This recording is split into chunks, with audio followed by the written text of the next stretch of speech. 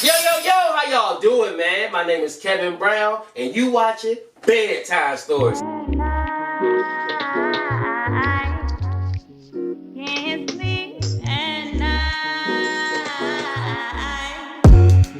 It will be alright.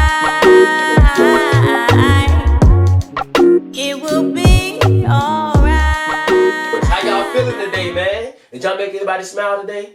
Did anybody make you smile? Did anything good happen today?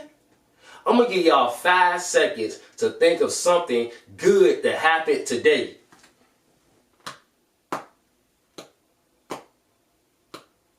Did y'all think of anything? I know y'all did, because even on the worst day, something good still happens every single day. Sometimes you just gotta dig a little deeper to find it. Y'all feel me? But yeah, y'all, tonight we gonna read the Bully Blockers Club. And I know this is a real special book because we've all encountered a bully before. So I know this book is going to teach us exactly how to deal with a bully. You feel me? I can't wait to get into this book, man. So without further ado, let's get straight on into it, man. Go get your snacks. Go get your cousin. Go get your brother. Go get your sister. Go get everybody you know who's ever had a bully, because we about to learn how to deal with them. Come on, y'all. The Bully Blockers Club, written by Teresa Bateman, illustrated by Jackie Urbanovic. On Monday, Lottie waved to her mother and skipped to school. She had a new backpack, new shoes, and a new teacher. It was going to be a great school year. But when she sat down at her new desk, someone behind her said, "Yuck, what's that smell?" "What smell?" Lottie asked. "I'm Grant Grizzly, and I say there's a smell, and it's coming from around you."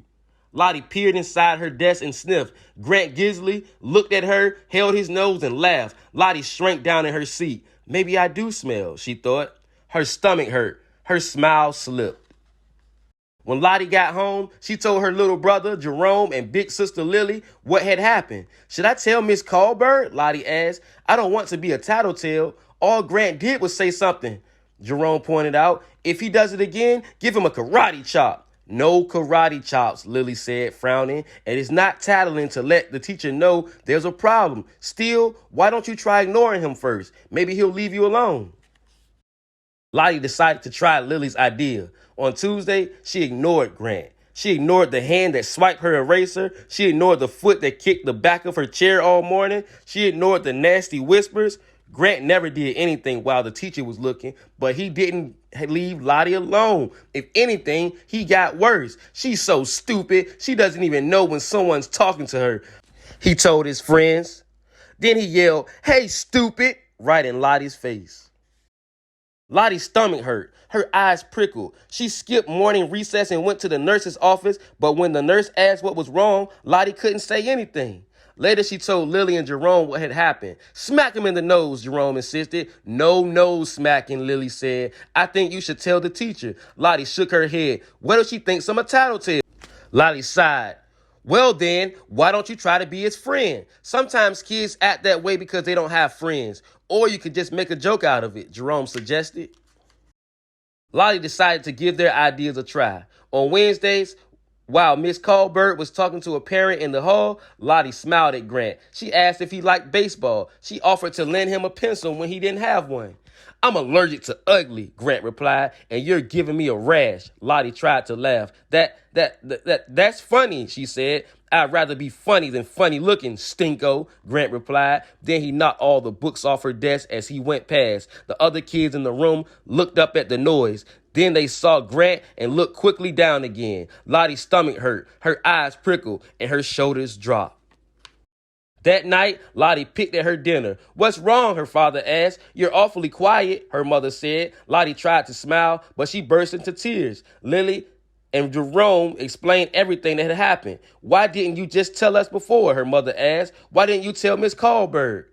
"Tomorrow morning, I'm calling your teacher," her father said. "If Grant bothers you again, look him in the eyes and tell him to stop. Keep telling him until he does, and make sure that Miss Colbert knows."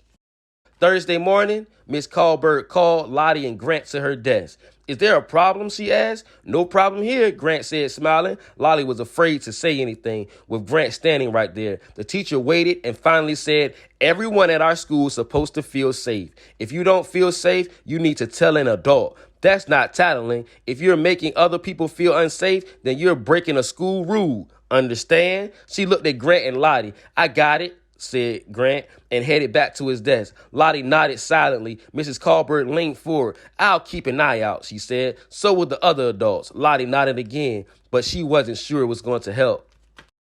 At lunch, after checking to make sure no adults were watching, Grant swiped Lottie's dessert. You're so fat, you don't need cake, he said, stuffing it in his own mouth. Lottie's knees rattled and her throat was dry, but she remembered her father's advice. She looked into Grant's face and said, I don't like what you're doing. Leave me alone. Grant laughed and grabbed her sandwich and grapes. How are you going to stop me? He asked as he walked away. Lottie wasn't hungry anymore.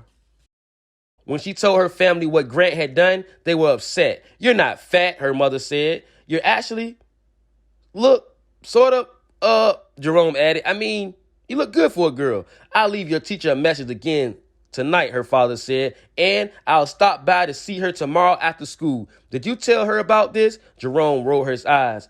What are teachers going to do, he asked. They can't follow her around all day. Lottie thought about what Jerome had said. It was true that Grant usually left her alone when grown-ups were watching, but grown-ups weren't always around. Who was?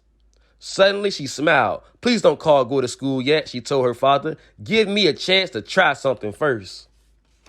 Friday morning, Lottie watched Grant push Lori down. She watched him swipe Barney's homework. She watched him cut in line and knock Ben's books out of his hands. She noticed Grant only acted that way when grown-ups weren't looking.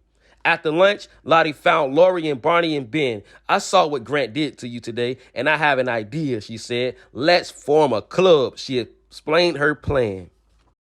That afternoon, when Grant grabbed Lottie's crayon, Barney said, Hey, what are you doing? Yeah, said Lori, those aren't yours. By now, everyone, including Miss Colbert, was watching. Grant turned red and handed the crayons back. At recess, when Grant grabbed Barney's soccer ball, Ben, Lottie, and Lori were there. They didn't yell. They just asked loudly what he thought he was doing. The playground supervisor came over to see what they were talking about. Grant gave the ball back. What business is it of yours? He asked the friends. It's the club's business, they replied. On Monday morning, school began a little differently. Mrs. Colbert told the class they were skipping math that day. There have been some problems at school, so today every class is talking about bullying, safety, and making everyone feel safe. How do you know when someone's bullying you? She asked. Sad, said Lori. Scared, Lottie whispered. Sick, Barney added. Lonely, angry, other children said. Grant was silent. Could we come up with some rules so that people don't have to feel sad, scared, sick, lonely, or angry? Mrs. Colbert asked. There was a pause. Then hands flew up. Mrs. Colbert wrote suggestions on the board. Then Lottie told everyone about the club. Over the next few days, other kids at school heard about the club. Can we join too? They asked. Sure, Lottie and her friends replied. Everyone's welcome. Barney even came up with a great name for the club. The Bully Blockers. Almost everybody's a member now, Lottie reported. It's nice keeping an eye out for other people. Things got better after that. Kids spoke up when they saw something wrong and reached out to anyone who looked lonely. Hey, you want to play too? Me? Sure. The adults were watching too, at lunchtime and at recess and in the halls. After a while, Grant didn't seem as big and scary anymore. One morning, he even helped Lottie with her backpack spill. Here's your lunch, he said. Lottie smiled. Thanks. A few days later, Lottie skipped to school. She had new friends, a new attitude, and a new club. It was going to be a great year. The Bully Blockers was a brilliant idea. She wasn't about to tell Jerome that he'd given it to her. The end. See? I knew this book was going to teach us a perfect lesson, man. We all deal with bullies, but we just don't know how to deal with them until we read this book. You feel me? Because in this book, it taught us one of the most important lessons in life, man. And that lesson is, when you work together, you can accomplish anything. You feel me? See, when Grant was running around bullying people one by one, and they were just by themselves, they couldn't take down Grant.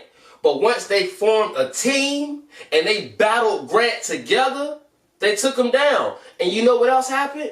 They changed Grant. You feel me? Together, we can change the world. You just got to be able to work together, man. And working together isn't always easy because we have different personalities. But we all like puzzle pieces, man. So you have to find the puzzle piece that fits next to you. You feel me? That person who you can link with and who can help you make the world a better place, man. You got to find those people who you can link with so you can make the world a better place. We're all born with superhero talent, man. Put your talent to work and work together. You feel me? Yeah, man. But what y'all learned, man? I know y'all learned something even better than what I learned. You feel me? Because y'all are even better than me. Y'all are the future. Y'all are going to save this world, man. And like I said, it starts with working together, man. You know what I mean? But yeah, man, whatever you learn, put it in the comments, text me, email me, just let me know, man. Because I need to know, man. I need to be smarter, man. I need some lessons from the kids, man. Tell me something, man. But yeah, y'all. I'm tired, man. I had a long day. But it was all worth it because I got to end my day with y'all, man. So thank y'all for tuning in. And y'all know what it is, man. Be you, be true, and be back tomorrow morning for the early word. And remember, man, you can get a lot further in life when you work together.